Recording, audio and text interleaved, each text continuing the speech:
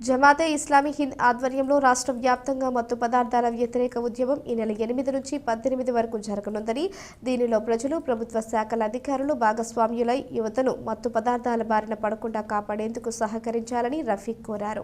గురువారం రాజమండ్రి ప్రెస్ క్లబ్లో రాష్ట్ర అధ్యక్షులు మొహమ్మద్ రఫీక్ చేతుల మీదుగా గోడపత్రిక ఆవిష్కరణ జరిగింది. ఈ సందర్భంగా రఫీక్ మాట్లాడుతూ, దేశానికి వెన్నెముకైన యువత డ్రగ్స్, మద్యానికి బానిసలుగా మారి అమూల్యమైన జీవితాలను నిర్వీర్యం చేసుకుంటున్నారని ఆవేదన వ్యక్తం చేశారు. 2021లో రాష్ట్రంలో 8067 ఆత్మహత్యలు నమోదు అయ్యాయని, ఈ జాబితాలో జాతీయ స్థాయిలో ఆంధ్రప్రదేశ్ 6వ స్థానంలో ఉండడం ఆందోళన కలిగించే అంశమని తెలిపారు. దేశంలో 70 నుంచి 85% మహిళలు నేరాలు మద్యపానం కారణంగా సంభవిస్తున్నాయని, ఇది దేశ భవిష్యత్తుకు ప్రమాదకరమని హెచ్చరించారు. రాష్ట్ర సలహా మండలి సభ్యులు హిమాయత్ నగర్ అధ్యక్షులు ఆన్సర్ మాట్లాడుతూ, క్యాంపస్ లెక్చర్స్, ర్యాలీలు, ప్రభుత్వ అధికారులను కలిసి మత్తు పదార్థాల విషయంలో కఠినంగా వ్యవహరించాలని తెలుపుతామన్నారు. వారి తల్లిదండ్రులకు అవగాహన కల్పిస్తామని వివరించారు. ఎంపీజే రాష్ట్ర అధ్యక్షులు జహంగీర్, ఐవైఎం రాష్ట్ర అధ్యక్షులు కలీముల్లా ఖాన్, జమాత్ సభ్యులు అల్లావుద్దీన్, ఫిరోజ్, జైద్, కార్యకర్తలు సుబాన్, బషీర్, షఫీ, మహిళా విభాగం జిల్లా అధ్యక్షురాలు సాబేరా, నగర అధ్యక్షులు హబీబా, యాసిన్, ఆయేషా, సాల్మా తదితరులు పాల్గొన్నారు. జమాత్ ఇస్లామీ హింద్ జాతీయ సామాజిక మరియు ఆధ్యాత్మిక సంస్థ. ఇది గత 70 సంవత్సరాలుగా భారతదేశంలో నైతిక విలువల్ని పెంపొందించడం కోసం, ఇస్లాంపై ఉన్నటువంటి అపోహల్ని, అపార్థాలని దూరం చేసి ఇస్లామియా విలువల్ని, స్వచ్ఛమైనటువంటి ఇస్లాం సందేశాన్ని దేశ ప్రజలకు తెలియజేయడం కోసం, ముఖ్యంగా ప్రజల మధ్య సమైక్యత, నైతికత వెల్లివిరియడం కోసం కృషి చేస్తుంది.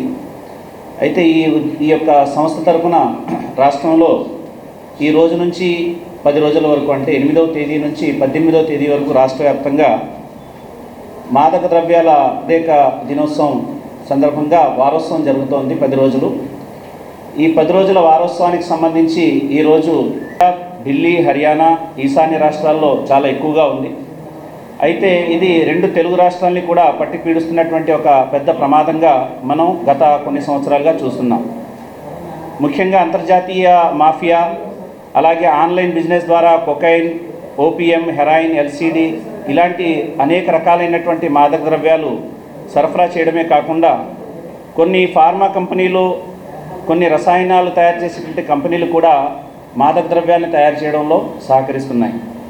సుమారుగా కొన్ని వేల కోట్ల రూపాయల టర్నోవర్ మాదక ద్రవ్యాల వల్ల జరుగుతోంది అంటే, వ్యాపారం జరుగుతోంది అంటే మనం ఆశ్చర్యపోతాం. కౌన్సిలింగ్ ఇప్పించడం, అలాగే తల్లిదండ్రులకు కూడా వారిలో అవేర్నెస్ తీసుకురావడం, పిల్లలు ఏం చేస్తున్నారు, వాళ్ళ అలవాట్లు ఎలా మారుతున్నాయి, వారు అనుమానాస్పదంగా ఉంటున్నారా లేదా అది పరిశీలించుకుంటూ పిల్లలకు సరైనటువంటి శిక్షణ ఇచ్చే విధంగా తల్లిదండ్రుల్ని మేల్కొల్పడం. మూడవది, ఒకవేళ వ్యసనపరులు అయిపోయినటువంటి ఒకవేళ వాళ్ళు దాని నుంచి బయటపడాలి అని అనుకుంటూ ఉంటే మంచి కౌన్సిలింగ్ సెంటర్స్ ఏవైతే ఉన్నాయో అక్కడ వాళ్ళకు ప్రిస్క్రైబ్ చేయడం, అక్కడికి వాళ్ళని పంపించి ఆ యొక్క అలవాటు నుంచి బయటకు వచ్చే విధంగా వాళ్ళని మేము పూర్తిగా కూడా ప్రోత్సహించడం జరుగుతుంది.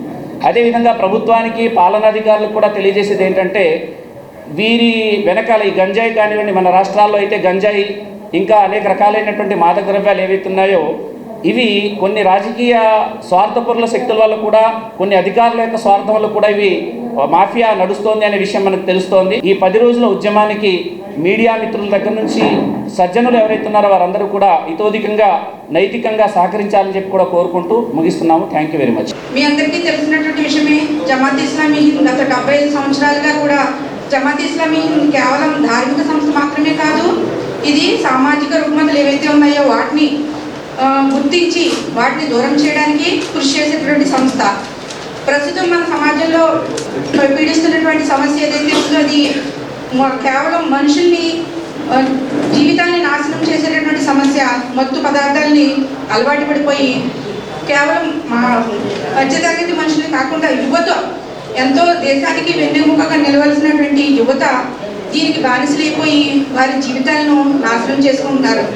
కేవలం వారు మాత్రమే కాకుండా వారి కుటుంబాల ద్వారా సమాజం కూడా సర్వనాశనం అయిపోవడానికి మత్తు పదార్థాలు చాలా కారణమవుతున్నాయి.